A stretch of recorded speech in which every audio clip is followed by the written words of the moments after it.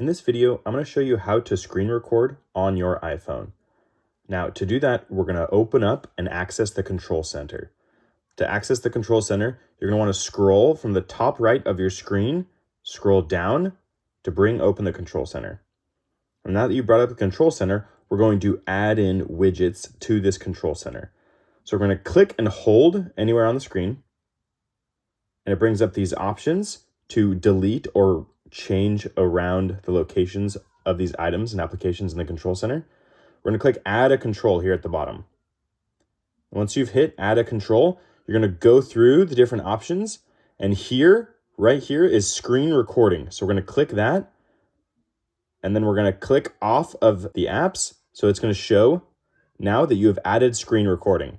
So if you click and hold this screen recording button, it's going to show you what will happen when you record on your screen. So everything on your screen, including notifications, will be recorded. You can set do not disturb to prevent notifications from popping up. And then also where you're going to start and save your recording to. So I'm going to have it saved directly to my photos. And then here you can toggle the microphone on or off. You click off of this, and then you can tap that screen recording button, and it will give you 3 seconds. So you can see the timer at the top of my screen. And then now it is recording my screen. And then to turn it off, we can scroll from the top right to open up the control center again, and then tap the recording button, and it will stop the recording. And then now you can see it has saved to my photos, so I can access that recording. So that is how you can screen record on your iPhone.